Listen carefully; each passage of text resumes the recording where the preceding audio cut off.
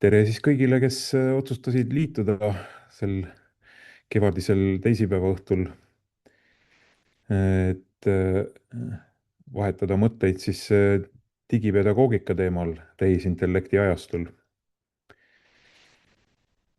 Ja mina olen Mart Laanpere, olen siis Tallinna Ülikooli Digitehnoloogiate Instituudis matemaatika ja informaatika didaktika professor ja suhteliselt võiks öelda paadunud haridusuuendaja, juba varsti peaaegu 40 aastat osalenud erinevates algatustes. Liia või Sirje siin enne meenutas omanäolist kooli, mis oli üks selline tõsine stardiimpulss, aga neid on siin teisigi olnud, nii tiigrihüppeid kui ka igasuguseid muid algatusi. Ja kuna ma nüüd olen olnud kaasatud päris mitmesse algatusse, eriti Harno poole peal, mis seostuvad siis digipedagoogikaga ja selle muutumisega nüüd tehisintellekti ajastul, et siis paluti mul teha siis mitme inimese töö põhjal valminud materjalidest ja ideedest, nägemustest siis selline lühike kokkuvõte webinari kujul. Nii, aga siis hakkame pihta, et kõigepealt ma alustaksin siis kolmest väljakutsest hariduses, mis see tehisaru ajastu meile kaasa on toonud.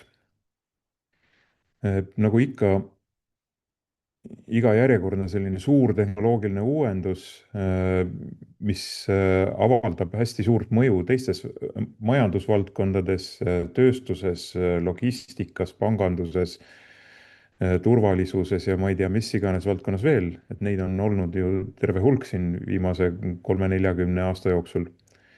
Et siis on tehisaru uuendus koputanud ka haridusvaldkonna ukse peale ja järjekordselt me maadleme suhteliselt sarnaste väljakutsetega. Nendest esimese sõnastas tuntud Šveitsi haridusteadlane Huberman juba aastal 1980 enda väga märgilises artiklis. Ja seal ta vastandas siis efektset, siis spektakulaarset haridusuuendust fundamentaalsele. Ütles, et eriti siis poliitikud ja siis inimesed, kes ei tööta otseselt ise haridussektoris, saavad hästi kergelt selliseid, ütleme, inspiratsiooni ja tõukeid ja ideid hariduse uuendamiseks hästi kiiresti ja hästi efektselt, lahendades pikemate aastakümnete jooksul hariduses kogunenud probleeme nagu Gordioni sõlme või Columbuse muna eeskujul, et mingi hästi lihtsa lahendusena ja hästi efektselt. Samal ajal kui tegelikult muudatused hariduses võtavad oluliselt kauem aega ja ei tundu üldsegi nii väga nagu muljetavaldavad, eriti kõrvaltseisjale. Teine siis selline väljakutse on see, et praktiliselt kõigis valdkondades, kus tehisaru praeguseks on suurt mõju avaldamas, on ta põhinenud andmetel, mis iganes laadi andmetel, kas siis tekstides nagu siis suurtes keelemudelites või mingitel muudel andmetel, ja aitab siis inimestel langetada raskeid otsuseid siis andmetel põhinevalt. Ja neid püüdlusi on nüüd siis ka haridusvaldkonnas üha enam. Õpianalüütika ja siis soovitussüsteemid, personaliseerimine, mis teisest küljest jällegi üha selgemalt riivab õpilaste privaatsus ja andmekaitse õigusi. kolmas väljakutse on siis see, et kust kohast tulevad ja saavad alguse need muutused pedagoogikas või ütleme, hariduses laiemalt, et kas nad tulevad nagu otse tehnoloogiasektorist ülekantuna, et, et põhimõtteliselt, et näed, siin on tehnoloogia, et võtke ja nüüd hakake kasutama, või nad lähtuvad nüüd selle meie valdkonna ekspertide enda sisemisest loogikast, meie ütleme lihtsustatult siis ütleme pedagoogikast. Et need on need kolm väljakutset, mille kallal siis mitmed seltskonnad on nüüd ajusid ragistanud ka nüüd Harno poole peal ja mitmetes muudes ettevõtmistes, mis lõpuks on siis vormunud arusaamiseks, et tehisarust rääkides tuleks esikohale seada haridusvaldkonnas ikkagi pedagoogika ja me võime siis rääkida selle ühest siis alamliigist või harust, mis on siis digipedagoogika. Ja oma siis selles raamdokumendis, mille kallal me oleme nüüd suurema seltskonnaga pikemat aega tegutsenud, me oleme siis kokku leppinud, et digipedagoogika all me mõistame siis viise, kuidas õpetaja rikastab, muudab, mõtestab ja hindab oma pedagoogilist tegevust digitehnoloogia toel. Ja see ei ole siis selline mingi täiesti eraldiseisev asi või nähtus üldisest pedagoogikast. Pigem ongi ta seniste pedagoogiliste tõekspidamiste, teadmiste, tõenduspõhiste teooriate, käsitluste rakendamine nüüd digiajastu kontekstis. Ja et see ei ole mingisugune asi, mida saab lihtsalt sisse lülitada, et nüüd on meil mitte digipedagoogika ja siis vajutame kuskilt lülitit ja praksti, et nüüd on tegemist digipedagoogikaga, et pigem on tegemist sellise pikaajalise fundamentaalse muutusega pedagoogilistes praktikates, mille mõistmiseks minu arvates väga hästi sobib siis RAT-mudel. On ka teisi mudeleid, aga mu meelest see on kõige lihtsam ja kõige mõistetavam, ta on ka tõenduspõhine. Ja seda on siis märganud mitmed tehnoloogia rakendamise uurijad haridusvaldkonnas, et kui esmalt siis mingisugune tehnoloogia jõuab kooli, siis üldiselt teda kasutatakse siis mingi olemasoleva vanema tehnoloogia asenduseks.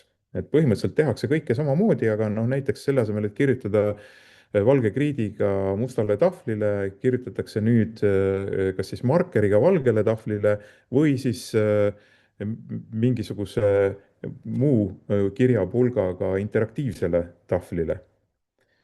Aga põhimõtteliselt jääb kõik samaks. See, kuidas õpetaja esitleb mingit materjali ja mida õpilased teevad, et sellel R-tasemel, replacement tasemel midagi ei muutu. Nii et vana vein uutes pudelites, võiks ka metafoorselt öelda. Samas on teada, et igas organisatsioonis, igas sotsiaalses grupis leidub neid inimesi, kes tahavad seda uut tehnoloogiat kasutada selleks, et midagi päriselt muuta, midagi teisiti teha. Ja nemad jõuavad siis sellele A-tasemele ehk siis amplification, kus nad hakkavad selle uue tehnoloogia abil mingisuguseid uudseid praktikaid ka sisse tooma, tegema midagi sellist, mida varem ei saanud teha vana tehnoloogiaga. Näiteks interaktiivse tahvliga saab salvestada ja jagada ja pärast kommenteerida, muuta, arhiveerida ja nii edasi, järel vaadata, eks ole, et see on nüüd, see tähendab seda, et see uus tehnoloogia on õpetaja tööriistakasti pedagoogilisse tööriistakasti lisanud mingisugused uued funktsionaalsed, uued võimalused ja need võimalused on just nimelt uued pedagoogilises mõttes. aga tehnoloogia on siin see võimaldaja, enabler inglise keeles. ja äh, teatud juhtumitel jõutakse siis ka sellele kõige kõrgemale teetasemele, transformation, kus, kus toimub mingi struktuurne nihe ja pööre selles, et kuidas asjad toimivad, kuidas asju tehakse, põhipraktikad, tuumpraktikad. Noh, me kõik teame ju, mis juhtus muusikaturuga siis, kui muusika ühendati lahti füüsilise kandja küljest ehk siis kas siis Maci kasseti või CD-plaadi küljest. See tõi kaasa tõsise transformatsiooni kogu muusikaäris, kadusid plaadipoed, kadusid CD-plaatide riiulid supermarketites ja nii edasi.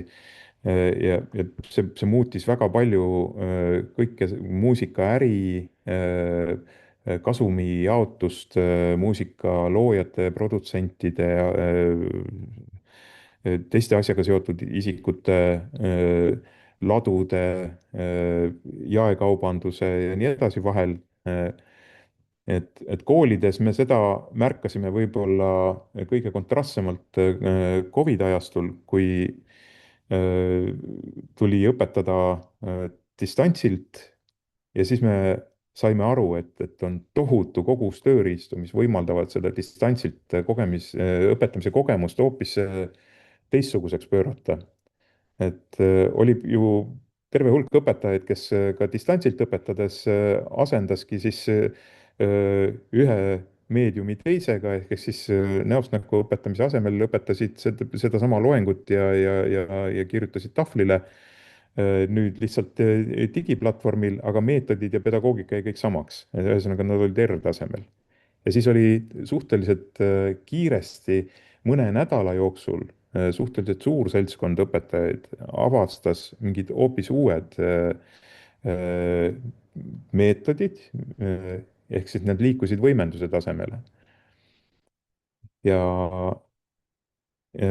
huvitav oli siis vaadata, et kui Covid lõppes ja siis leidusid meil koolid, kes üritasid jätkata seda distantsõppe kogemust ja pakkusid välja, et õpilased võiksid 2-3 päeva nädalas õppida samamoodi iseseisvalt kodus, lahendades ülesandeid, tehes projekte ja nii edasi, et need koolid olid valmis liikuma tasandile, transformatsiooni tasandile, muutustasandile. Aga neil tekkis terve hulk probleeme. Lapsevanemad esiteks ei ole nõus, et eriti nooremad õpilased on kodus mitte ainult nädalavahetusel, vaid ka kolmapäev, neljapäev ja reede. Ja igasuguseid muid probleeme tekkis ka. Nii et see on siis näide, et kuidas hariduses ei ole alati kooli taga ja õpetaja taga kinni, et liikuda uue tehnoloogia abil rättmudeli kõige kõrgemale tasemele, vaid need muutused võivad puudutada väga paljusid osapooli hariduses, samamoodi nagu muusikatööstuse muudatused ju puudutasid ka näiteks autojuhte, kellel oli nüüd vähem plaate vaja transportida tehasest lattu ja laost poodi.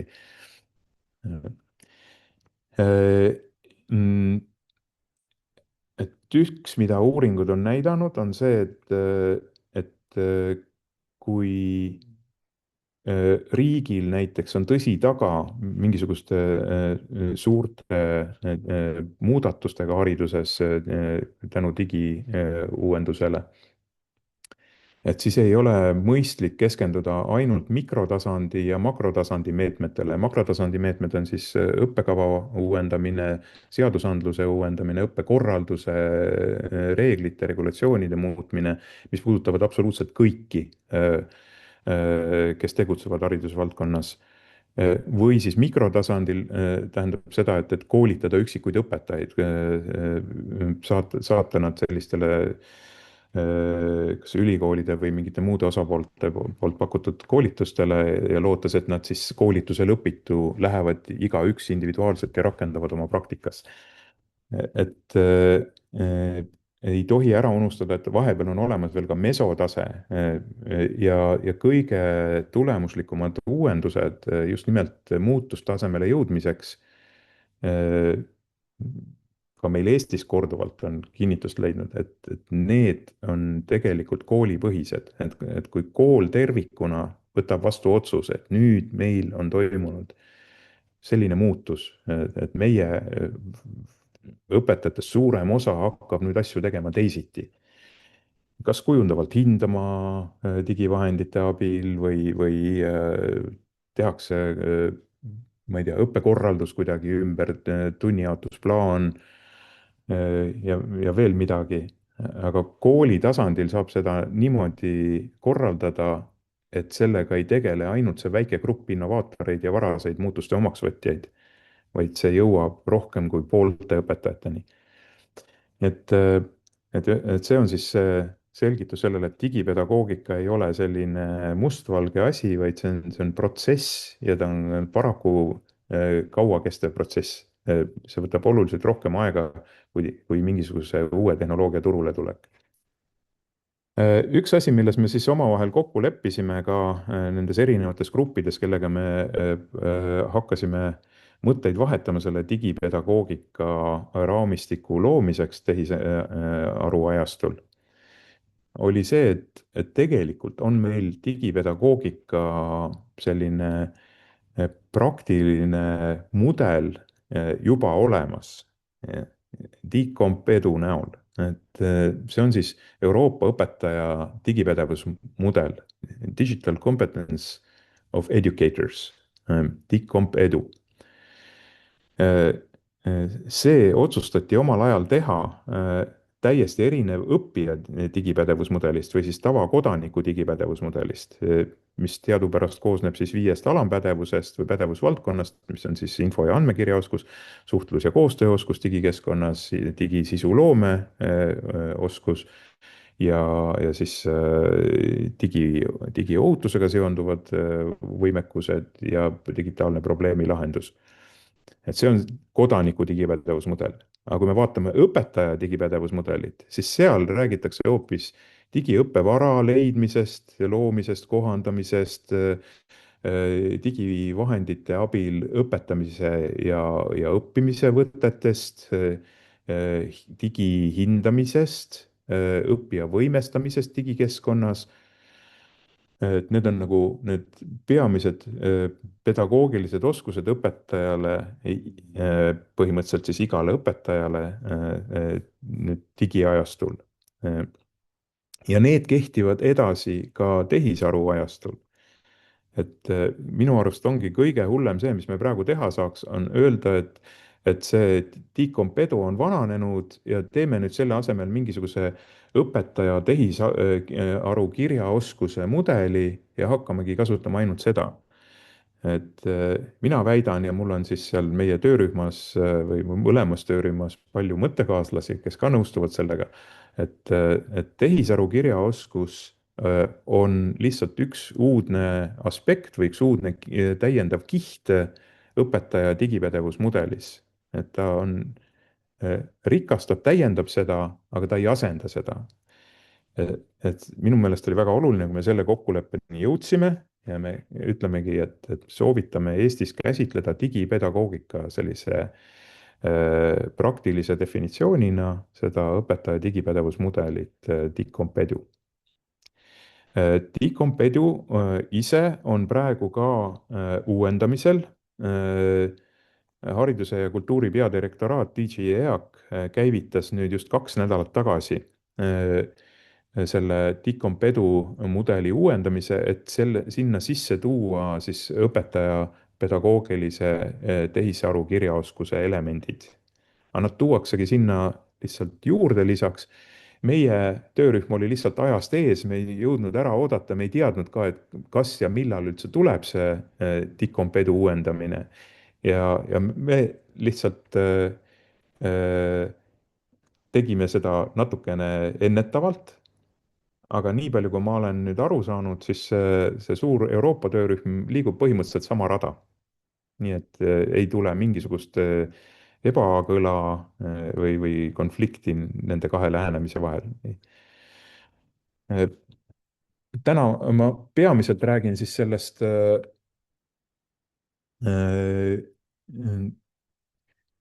digipedagoogika tehisintellekti ajastul raamdokumendist, aga ei tahaks jätta mainimata ka paralleelselt toimunud protsessi. Nimelt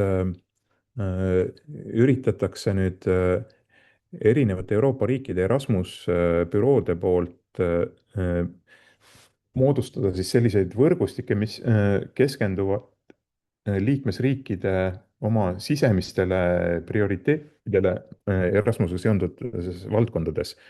ja Eesti siis Erasmus esindus Harnos on võtnud endale siis peamiseks sihiks just nimelt selle teema digipedagoogika tehisintellekti ajastul ja kutsunud teisi Euroopa riikide Erasmus büroosid siis liituma selle võrgustikuga.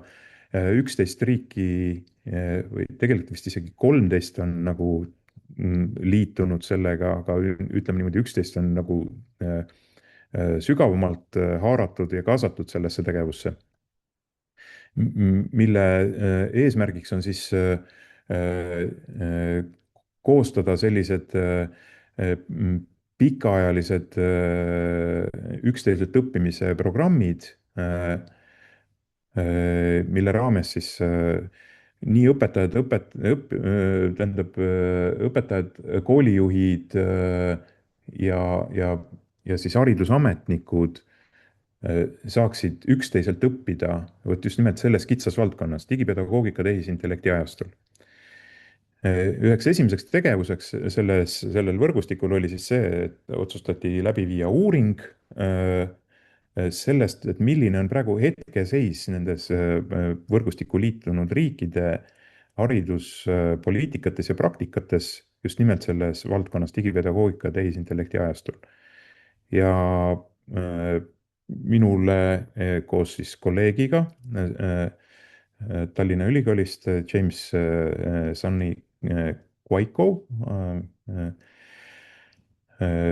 Ghanast pärit kolleeg, kes on juba 13 aastat meil siin õppinud ja töötanud. et temaga koos me siis viisime läbi selle uuringu. Kogusime kokku andmeid siis nendest 11 riigist, intervjueerisime asjaosalisi ja siis korjasime veebiallikatest juurde. ja siis, mis see uuring näitas, et need lähenemised, kuidas eri riikides on siis haridusvaldkonnas üritatud siis midagi peale hakata tehisaruga, on päris erinevad. Osa riike käsitleb tehisaru hariduses kui peaaegu eranditult haridustehnoloogilist vahendit, mille abil saab õppida mis iganes ainet, mis iganes haridustasemel. samas kui teistes riikides nähakse tehisaru rohkem kui õpetamise objekti, ehk siis pigem tehnoloogiahariduse valdkonda kuuluvat nähtust, milles õpetatakse siis seda, et kuidas toimib tehisaru, kuidas toimib masinõpe, igasugused närvivõrgud ja muud mudelid. nii et osaliselt ma ütleks, on see seotud sellega, et millal see üks või teine riik otsustas hakata tegelema haridusvaldkonnas tehisaruga. Väga selgelt muutus tehisaru tähendus aastal 2023 lõpus või siis pigem jõudis see 2024 alguses, ütleme, koolidesse. et siis järsku tehisaru praktiline tähendus muutus siis tekstirobotiks, nutikaks tekstirobotiks, ehk siis mis põhineb suurel keelemudelil.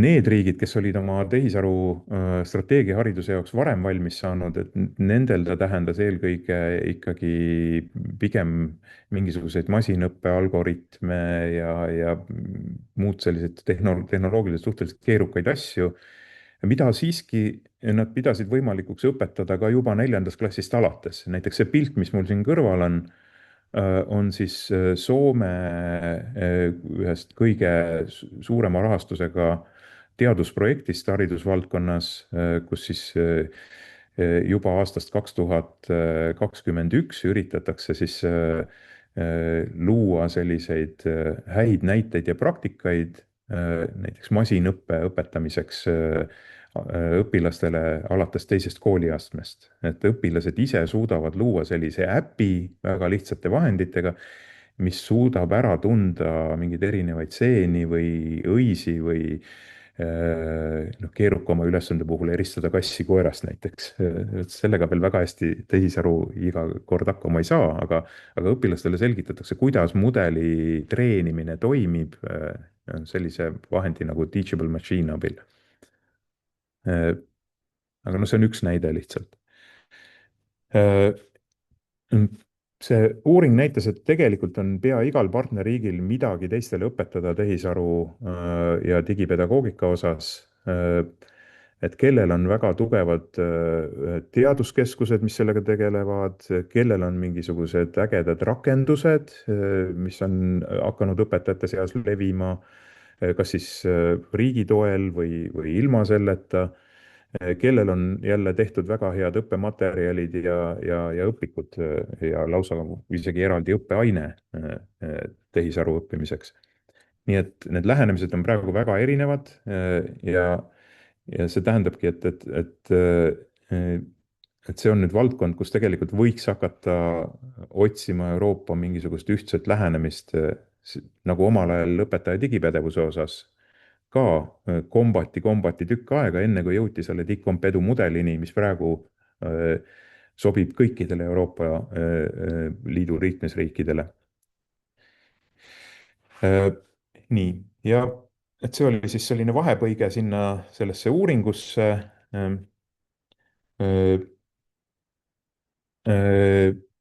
Ja nüüd ma läheks siis meie põhiteema juurde, see on siis Eesti oma siis selline esimene raamdokument, kus me üritame siis mõtestada seda, mida tähendab siis digipedagoogika ja tehisaru ajastul. Siin on selle dokumendi koostajate nimekiri, et nad on erinevatest kõrgkoolidest ja ka koolidest. Seda tegevust on siis toetanud seesama Erasmus pluss long-term activity, LTA, digipedagoogika tehisaru ajastul, mille kohta meil on siin mitmed lingid slaididel olemas, mida saate pärast avastada. See dokument ilmub loodetavasti lähiajal digipadevus.ee veebis, aga ta on ka nähtav siis selle sama Harno siis veebilehel, mis puudutab Erasmus programme Eestis. Aga ma hakkan siis otsast pihta, et illustreerin seda nüüd sealt samast dokumendist võetud nopetega, et näidata, et kuidas tegelikult see digipedagoogika tehisaru ajastul sobitub väga hästi selle Dicompedu raamistiku sisse. Dicompedu raamistiku siis esimene pädevusvaldkond on siis õpetaja tegutsemine professionaalses kogukonnas oma eriala ja ametikaaslastega, oma kolleegidega kooli tasandil, aga ka näiteks kas maakondliku ainesektsiooni või riikliku aineliidu tasandil. Ja siin on siis õpetaja olulisemad oskused, siis koostöö, suhtlus, refleksioon ja enesetäiendus, sealhulgas nüüd ka siis tehisaru abil. Et võib-olla see valdkond on selline, kus ei pruugi nüüd nii palju olla neid tehisaru pakutavaid lisavõimalusi, aga üksikuid saab leida ja me oleme seal dokumendis siis näiteks toonud, et kuidas näiteks ühe kooli sees aineõpetajate koostöös saab matiklõimingu projektiks siis näiteks ideid genereerida ja siis neid omavahel võrrelda ja siis nendest ideedest projektiplaan ühiselt välja arendada mingi veebidokumendina. Või siis näiteks kujundada õpetaja eneseanalüüsi portfooliot, kui ta soovib siis selle uue karjäärimudeli valguses nüüd taotleda siis järgmist taset seal karjäärimudelis.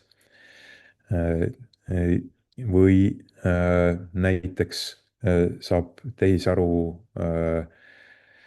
õppimishimuline õpetaja kasutada enesetäiendusvõimaluste leidmiseks või siis koolitustel kogu aeg pidada nõu siis tehisaru agendiga, et paremini aru saada sellest, et millest seal koolitusel juttu on või üritada seda kuidagi sügavamalt või omal moel mõtestada oma kontekstile sobival kujul. Nii et nagu näha, siis see professional engagement valdkond, alamvaldkond õpetaja digipädevusmudelis, et, et kõik need 1.1 kuni 1.4 oskused, et siin on võimalik leida hea tahtmise juures ka tehisaru jaoks mingit täiendavat rolli. Oluliselt rohkem on võimalusi ja ma arvan isegi kõige rohkem õpetaja jaoks tehisaru kasutamisel Dicompedu mudeli teises valdkonnas ehk siis õppevara leidmine, loomine, kohandamine, hindamine ja diferentseerimine tehisaru abil. Näiteks oleme toonud seal raamdokumendis siis selle, et kuidas keerulisema tekstiga matemaatika tekstülesande saab lihtsamaks muuta, paludes siis kuidagi ümber sõnastada või siis tehisaru abil koostada tunnikava väga spetsiifilisele sihtrühmale, näiteks matemaatika kokkadele või kunstiajalugu mööblirestauraatoritele, et selline nii tunnikava kui ka õpiülesannete, õppematerjalide kohandamine, et sellega saab tehisaru väga hästi hakkama, pakub teile alternatiivseid lahendusi ja on just need mõttekaaslased, kellega saab aru pidada, ja keda saab kritiseerida, ilma et ta solvuks ja lasta tal muudkui aga uusi ja paremaid lahendusi pakkuda. On teada mure olnud see, et lõppkasutaja, nii õpetajate kui õpilaste kui ka mingisuguste asjahuviliste poolt loodud tasuta õppevara, mille peamiseks hoidlaks Eestis on kujunenud e-koolikott. Et selle hulgas on tegelikult üksjagu sellist materjali, millele tuleks nagu kriitiliselt otsa vaadata. Aga see on jube suur töö, et seni e-koolikott nagu organisatsioonina ei ole sellega nagu mitte kõigis ainevaldkondades väga hästi toime tulnud. Osades ainevaldkondades aineliidu poolt määratud nii-öelda tsensor on väga tublilt toiminud, aga mitte kõigis ainevaldkondades.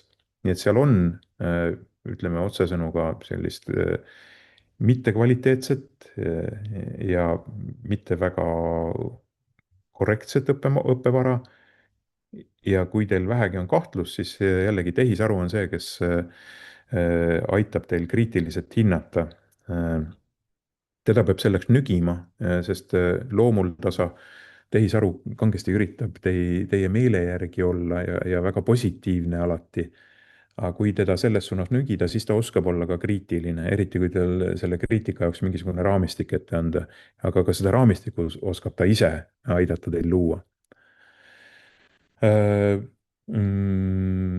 mida tuleb õpetajal õppida seoses õppevara leidmise, loomise, kohandamise, hindamise ja diferentseerimisega tehisaru abil, on autorluse täpsustamine. See on muutunud nüüd oluliselt udusemaks.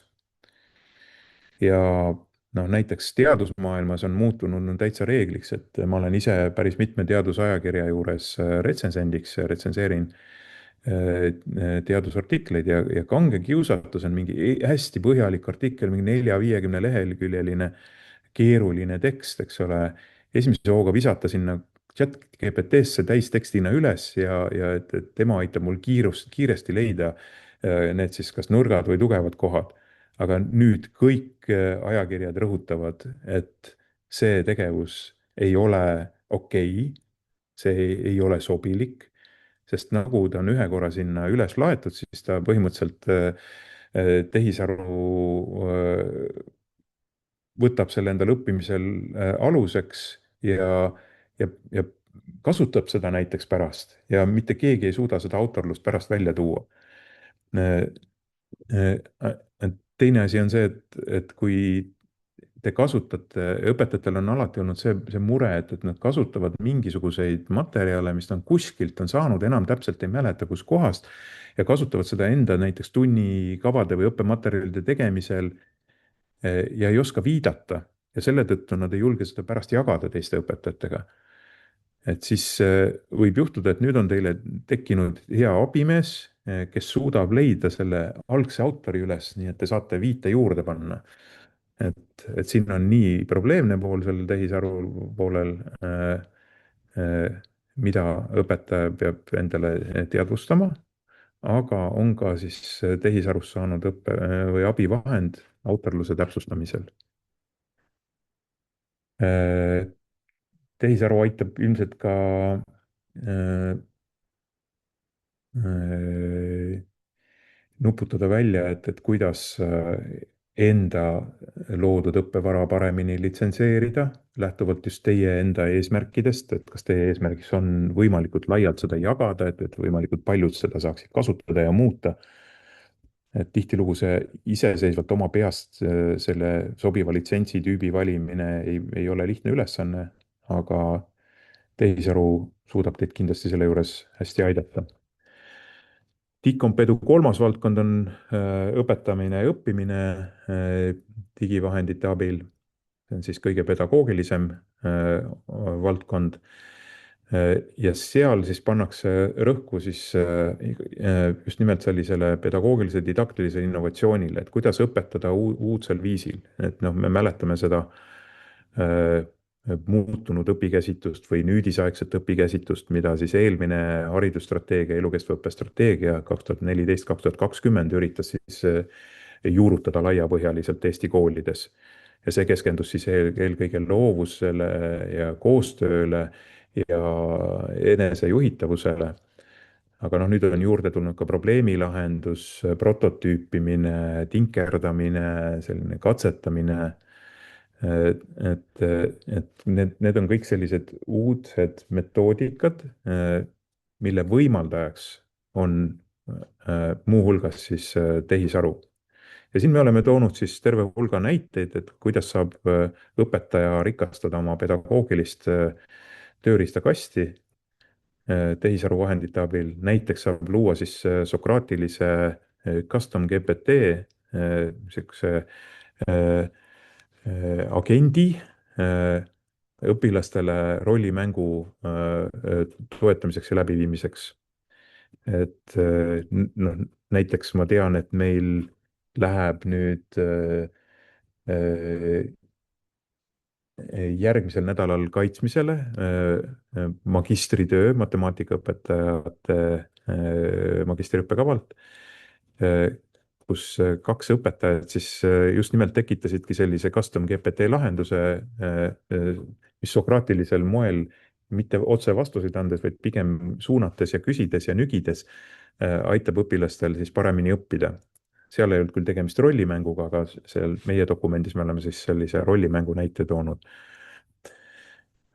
Siis teine näide, mis meil seal dokumendis on, kirjeldab siis tagurpidi tundi, flipped classroom, et kus siis alati on siis väljakutseks see, et kuidas seda tagurpidi tunnis nüüd siis kohapeal näost näkku klassiruumis toimuvat õpilaste uurivat koostööstegevust paremini juhendada, et seal saab tehisaru appi tulla, saab aidata õpetada õpilasi oma kodutööd siluma ja täiendama, kasutama siis ka näiteks seda praegu T-hüppe poolt arendatavat õpirakendust, spetsiaalselt Eesti jaoks loodud unikaalset ja tõenduspõhist, teaduspõhist lähenemist rühmatöökaaslasena, sellise tuutorina. Või siis arendada õppija enesejuhtimise oskust. Et need näited on meil seal kõik lühidalt kirjeldatud raamdokumendis ja loodetavasti need siis inspireerivad õpetajaid katsetama ja kui mõnest näitest ei saa esimese hooga aru, et siis soovitan kohe sööta selle sisse teie lemmik tekstirobotile ja paluda temal seda lähemalt selgitada. nii et need siis teine ja kolmas valdkond olid siis nagu puhas digipedagoogika, täpselt samamoodi ka neljas valdkond Dicompedu mudelis, see on siis hindamine digivahendite abil. ja siin on ka meil terve hulk näiteid toodud, mida ma ei hakka nüüd läbi käima, et kuna ma olen jälle pikalt jutustama jäänud, tahaks aega jätta küsimusteks ka. Nüüd natuke keerulisem lugu on siis õppijate võimestamisega, mis on siis Dicompedu 5. valdkond, aga siin ka me oleme suutnud mõned väga head näited tuua, mis loodetavasti inspireerivad teid katsetama ja edasi otsima. Ja viimane valdkond Dicompedu mudelis on siis see, et iga õpetaja põhimõtteliselt peab vastutama siis õpilase digipädevuse arendamise eest, et see ei ole informaatikaõpetaja rida koolis. Informaatikaõpetaja õpetab informaatika õppeainet, mis on samasugune õppeaine nagu matemaatika, füüsika ja inglise keel, et sellel on oma sisu. Aga digipädevus on üldpädevus, samamoodi nagu ettevõtlikkuspädevus ja õpioskus ja mitmed muud, kokku on neid 8 üldpädevust. Et nende kujundamise eest vastutab iga õpetaja ja Dicompedu kirjeldab siis ära, et kuidas õpetajad peavad üldiselt õpilaste digipädevust arendama ja meie raamdokument kirjeldab, kuidas tehisaru saab õpetajaid selle juures aidata. Nii et lõpetuseks ma tooks siis välja seal raamdokumendis esile tõstetud 4 trendi digipedagoogikas tehisaru ajastul. Et need on siis see, et generatiivne tehisaru, see on nüüd teatud üks alamliik tehisarust. Need on needsamad suurtel keelemudelitel põhinevad tekstirobotid. Et need igapäevastuvad, aga nad ka muutuvad. Nad imbuvad teistesse rakendustesse sisse. Juba on generatiivne tehisaru Canvas ja PowerPointis ja siinsamas Zoomis näiteks sees. Aga ilmselt on sügavamad muutused toimumas just nimelt paaril järgmisel aastal. Ja mina isiklikult ootan neid suure põnevusega, aga ilmselt selline klassikaline tekstirobot jääb ikkagi alles ja kui te olete harjunud seda kasutama, siis saate seda praktikat jätkata oma digipedagoogika arendamisel. Teine trend on andmete olulise kasvamine, andmepõhise otsustamise kasvamine ja seda siis õpetaja vaatenurgast eelkõige hindamisel ja tagasisidestamisel. Kolmas trend on tehnoloogia poolt kaasa tulevad muutused klassiruumis, mis puudutavad klassiruumi ülesehitust, lausa arhitektuuri ja mööblit ja ma ei tea, kas või kardinaid ja mida veel, eks ole, ka näiteks kaja, eks ole, summutamist Seda on näha just eelkõige uutes koolimajades, mis nüüd valmivad ja minu jaoks on eriti huvitav liikumine veel ka selles suunas, et kuidas muudab tehnoloogia ja tehisaru õuesõpet kooli lähiümbruses. Et ma tean, et siin on juba esimesi doktoritöid, mis uurivad seda teemat.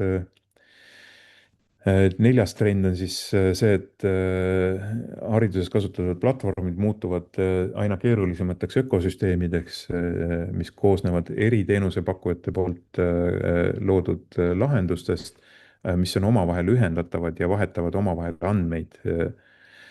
Ja seal peab olema nüüd ettevaatlik, et tihtilugu puhtalt tehnoloogia entusiastide poolt arendatud platvormid kipuvad põhinema varjatult sinna sisse ehitatud vanaaegsel digipedagoogikal. Et siin tasuks siis õpetajal kriitiliselt jälgida, et millise platvormi te valite, et see toetaks ikkagi ka uusi pedagoogikaid. Ja eelkõige selliseid, mis aitavad siis õpetajad sinna RÄT-mudeli teisele ja kolmandale tasandile. Mida see kolmas tase, see muutustase siis võiks tähendada digipedagoogikas? Eelkõige meie selle raamdokumendi koostajate vaates tähendab ta õpetaja rolli ümbermõtestamist, aga lähiajal ilmselt seisab meil ees väga tõsine avalik arutelu teadmuse olemuse ja ka asukoha osas. Et teadmus ei pruugi enam paikneda ainult inimese nahaga piiratud kehas, vaid võib paikneda näiteks tiimi sees ja olla jagatud tiimi liikmete vahel või inimese ja tema digiseadmete vahel olla ära jagatud. Noh, see on väga revolutsiooniline mõte praegu, kuigi jagatud kognitsiooni, distributed cognition teooria ei ole üldse mitte uus, aga haridusvaldkonnas ta kuidagi visalt võtab nagu maad, sest sellega on seotud nii palju asju kuni eksamiteni välja. Nii et me oleme osutanud siis seal oma raamdokumendis nendele muutustele, mis võiksid aset leida, kui üha rohkem õpetajaid ja koole hakkab liikuma sinna võimendus- ja muutustasemele. Aga me oleme osutanud ka tervele hulgale vastuseta küsimustele, mis ootavad siis diskussiooni teadlaste, õpetajate, lapsevanemate, poliitikute vahel. Esimene on see, et kuidas tõendada, et mingisugune tehisarupõhine praktika või digipedagoogiline lähenemine on päriselt toimiv. Tundub, et sellised vanad eksperimentaalsed uuringud, kus on kontrollrühm, katserühm, eel- ja järeltest, et need ei pruugi siin enam väga hästi toimida. Ma ei hakka siin süvenema sellesse, aga me oleme neid vihjeid seal andnud dokumendis, et milles me näeme seda probleemi. Siis kolleeg Emanuele Bardone Tartu Ülikoolist, kes on suur improviseerimise ja tinkerdamise fänn, et tema on osutanud sellele vastuseta küsimusele, et kus lähevad siis lubatavuse piirid selle improviseerimise ja tinkerdamisega, sest on ju vana selline stammlause kohe, et õpilased ei ole õpetajale antud katsejänesteks. Et kuskilt maalt lähevad piirid, et katsetada kogu aeg uusi asju omaenda õpilaste peal. Nende jaoks on see ju elu. Sellest sõltub nende tulevik võib-olla. Liiga vähe on vaadet õppija suunalt nendele muutustele ja õppija kogemuse mõtestamisele. See ei ole ka nii väga lihtsalt analüüsitav asi. Terve hulk küsimusi kerkib seoses tehisaruga hariduses ligipääsuga kõige moodsamatele ja nutikamatele lahendustele ja hariduslikule võrdsusele. Vastuolud visioonide eriti kõige lennukamate visioonide ja praktilise hariduspoliitika vahel, ka eelarvepoliitika vahel hariduses ja õppekavapoliitika vahel on üha suurenevad. Probleemid on seni hariduse nurgakiviks olevate fundamentaalsete asjadega nagu eksamid ja õpikud, klassid, õpperühmad ja nii edasi, õppekava. Et ilmselt peab siin hakkama midagi põhjalikult ümber mõtestama. Eraldi küsimused, mis vajavad vastuseid, on usalduse küsimus ja tõendamise küsimus, eriti õpitulemuste osas.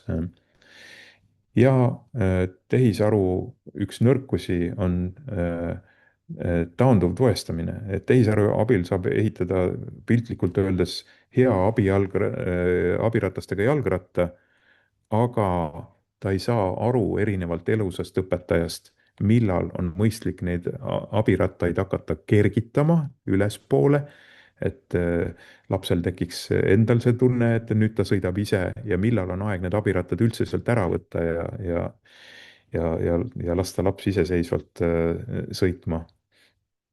Nii et nüüd ma olen jõudnud lõpusirgele. Mul on saadetud ette mõned küsimused, aga osa nendest on küll sellised, et mis ma soovitan küsida otse ChatGPT-lt. Noh, näiteks see, et kuidas vältida tehisaru diskrimineerivaid arvamusi või kuidas luua süsteemi, milliseid vahendeid kasutada.